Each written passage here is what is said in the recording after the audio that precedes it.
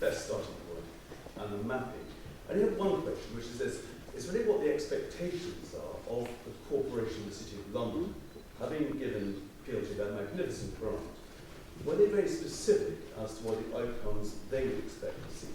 Or have they just been hugely trusting and they know what wonderful people you all are and they give you a huge amount of money? I'm just interested to know how specific they were.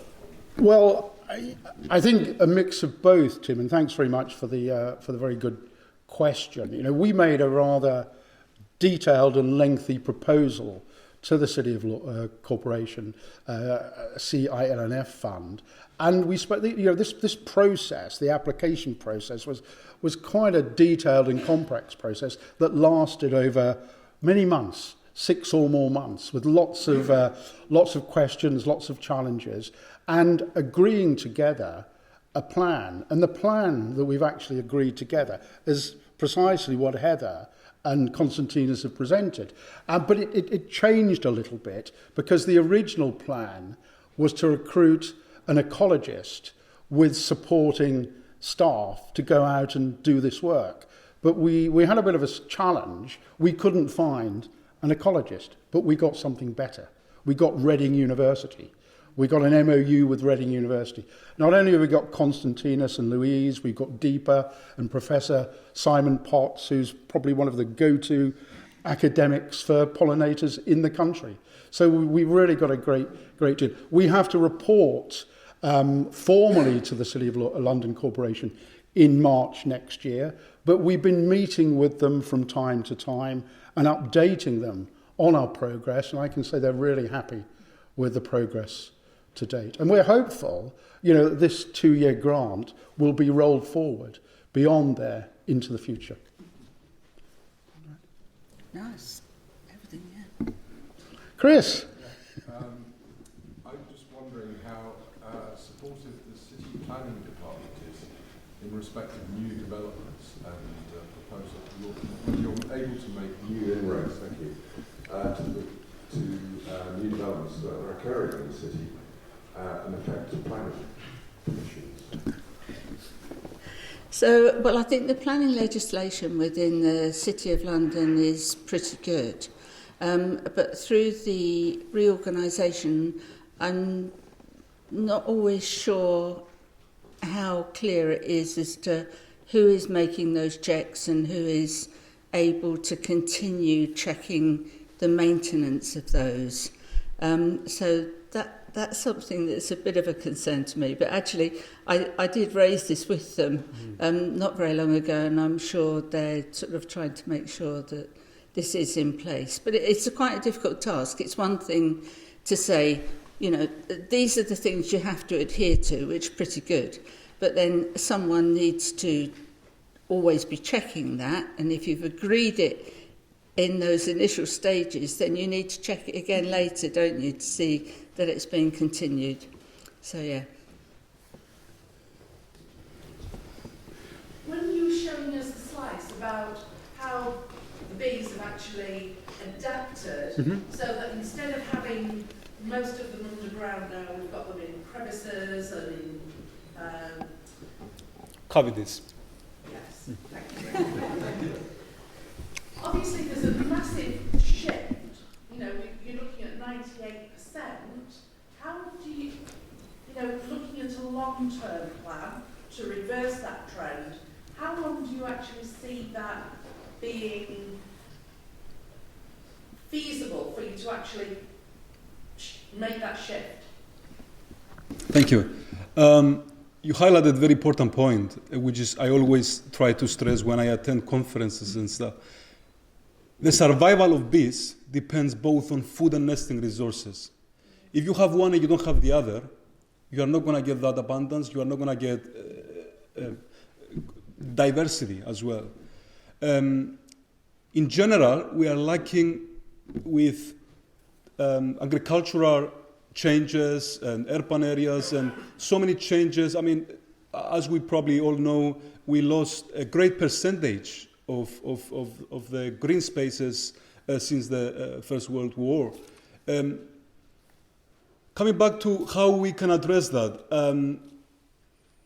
A lot of research needs to be done. My PhD is focusing on the nesting preferences of ground nesting bees, which we know very little about. So, to answer your questions, we are going to look into literature of evidence of how people try to provide such nesting resources. And we'll do that. And also doing several surveys as we did this year to see whether we'll increase the abundance and the diversity of pollinators compared to this year, for example, which we didn't have the good nesting resources, especially for ground nesting bees. He's being very clever at adapting to new circumstances and finding those nesting places, and it's a massive shift to try to get that back to ground nesting, isn't it? It is, and we need to be realistic and say we might not be able to achieve that in a year. Absolutely. That's why long-term research is very important. But unfortunately, in ecology in general, projects are quite short, which they don't allow the projects to work on and provide certain nesting resources, for example, or to apply certain changes and see the impact. All we can do is try our best based on the existing knowledge and hopefully develop some new knowledge from this exciting work. Thank you. Heather might want to add to that, please. Yeah, I just wanted to add to that in discussion we've talked about cultivation techniques, and this is a real dilemma, because if you go weeding by pulling stuff out, then you're going to disturb any nest that might be there. And if you start hoeing, you're quite likely to do the same. You could put herbicide on it, but that's a bit of a no-no. So we have talked to the people in city gardens to ask them about, maybe having an area where the planting is that is kept bare, and it is bare sand stroke soil, where nesting might take place. And I have to say, they're really encouraging about this and are quite happy to work with us. And if you go down onto the South Bank near the Millennium Bridge, you're not on the South Bank, but on the south of the city, just by the Thames, down by the Millennium Bridge, there's a whole series of beds there which they put in, and they've put them in with different types of sand mixes to see whether that will work for nesting. So there is a will there, but it is difficult and it is a dilemma. But yes. Thanks for your questions. I'm going to call the questions to a halt now. We've got some refreshments out there in the anteroom for you. The PL team are here. We're here. Constantine is here. Please engage with us.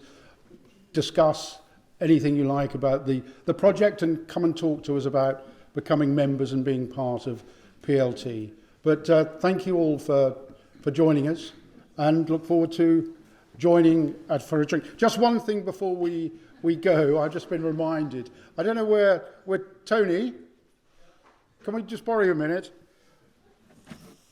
We just have a little gift for you for all the kind work that you've done, and particularly being our IT expert earlier this afternoon. Oh. Thank you very much.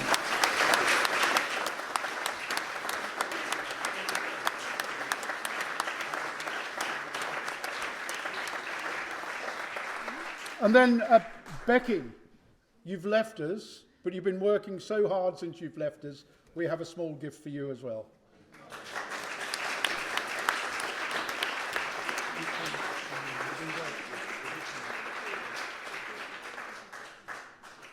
Good. Let's move on. And do take a report. Yeah, don't forget to take the report, and any difficult questions, ask Constantinos or Heather. Please, yeah, feel free.